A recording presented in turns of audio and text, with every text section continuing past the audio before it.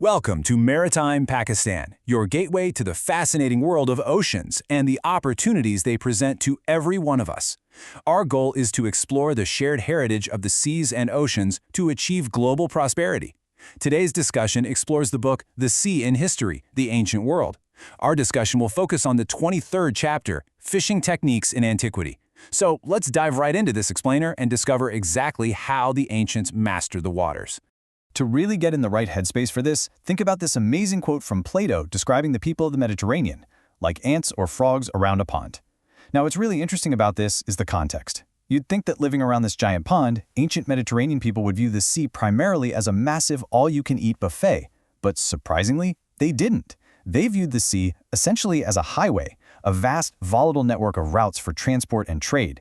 Because of that mindset, the actual act of fishing was pretty marginalized. It wasn't the heroic pursuit we might imagine. Rather, it was considered a necessary but totally perilous blind hunt in an incredibly hostile environment.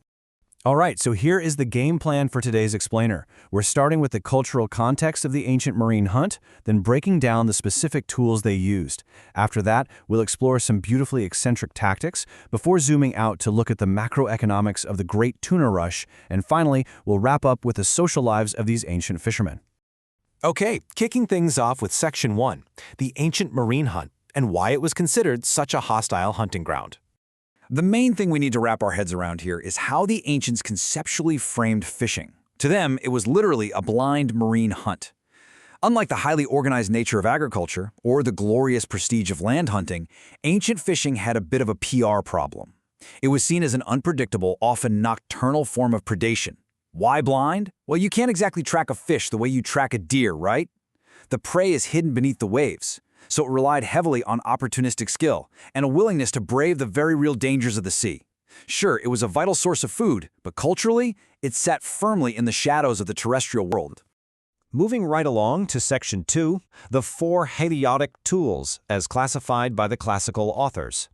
So how exactly were they catching these invisible targets? Well, the ancient Greek author Oppian sorted the fisherman's arsenal into 4 main categories. We've got the hook, encompassing lines and rods, the net, which includes hand-cast nets up to massive seines, the trap, meaning woven baskets and clay pots, and finally, the harpoon, covering tridents and spears.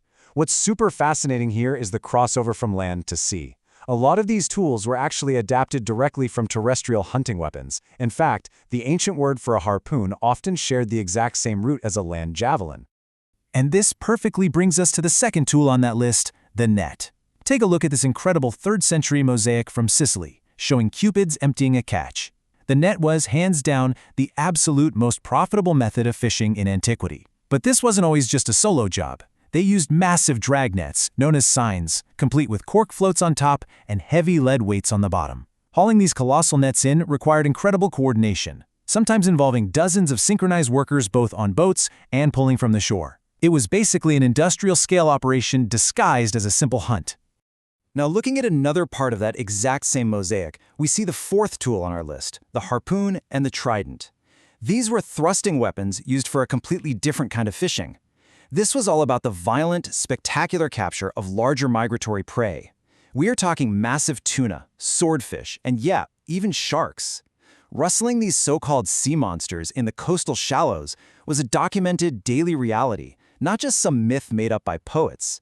It required immense physical strength and serious nerve.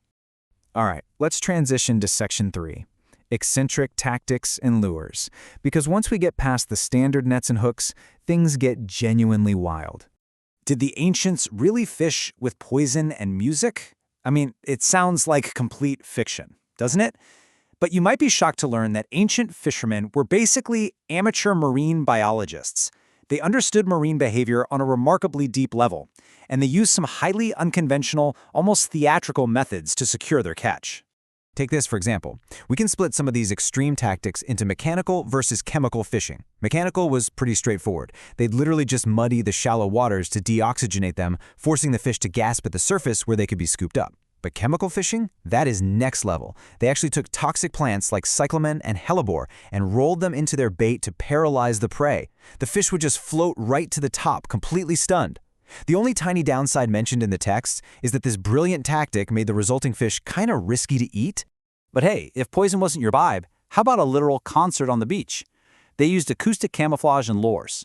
There are historical accounts of fishermen playing stringed instruments like the cithara and even dancing on the shore to mesmerize rays. For crabs, they play the flute to summon them right out of the water. They'd even wade into the shallows draped in goat skins because they knew certain fish, like the sargus, were supposedly attracted to goats.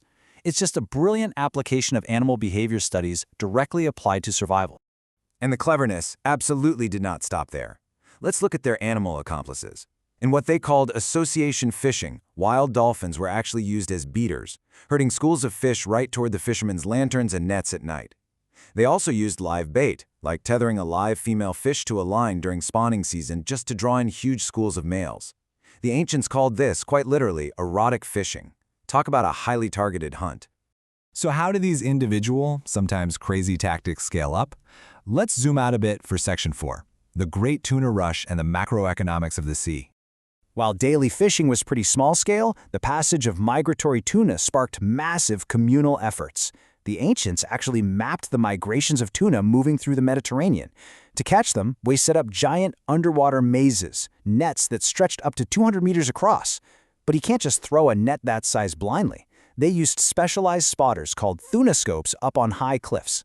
When these spotters saw the massive shadow of a tuna school, they direct fleets of boats to deploy these city-sized net structures, trapping thousands of fish in a single coordinated sweep. You can actually feel the energy of this industry in this 1st century BC fresco. These colossal tuna catches weren't just feeding a local village for a day. They fueled a booming Mediterranean-wide industry. The fish were quickly processed in huge salting factories scattered along the coasts, producing that incredibly famous and highly lucrative fish sauce known as garum. The whole operation was so huge, it turned strategic cities like Byzantium into fabulously wealthy tuna metropolises, essentially creating an ancient global commodity. But, wherever there is big money, the tax collectors aren't far behind. And 25%, that was the painful reality for many. The royal toll for this ocean bounty could be brutal. In places like Ptolemaic Egypt, the state maintained a strict monopoly on fishing rights and slapped a crushing 25% tax on the fishermen's total yield. It was a seriously heavy price to pay for the people actually out there breaking their backs on the water. Which leads us perfectly into our 5th and final section, the fisherman's life, looking at their guilds and social marginality. Because fishing was viewed as such a marginal, low-caste, and incredibly dangerous job, these marine hunters really had to rely on each other to survive. So, they formed tight-knit protective corporations, or guilds. These were absolute lifesavers. It meant they could pool their limited resources to share expensive gear, like those massive nets and boats. They banded together to manage those crushing taxes we just talked about, and maybe most importantly, to ensure they could afford proper funeral rites for any members lost to the unpredictable sea. It was a life of profound hardship, bound together by incredible solidarity. As we wrap things up today, I want to leave you with this provocative thought. How much of our modern maritime heritage is inherited directly from these ancient techniques? From the literal curve of the hooks to the coordinated sweeps of those massive nets, the echoes of antiquity are absolutely still rippling through our oceans today. We hope that you liked today's video. Please share your comments and subscribe to explore other similar opportunities. Post your questions in the comments section for future videos.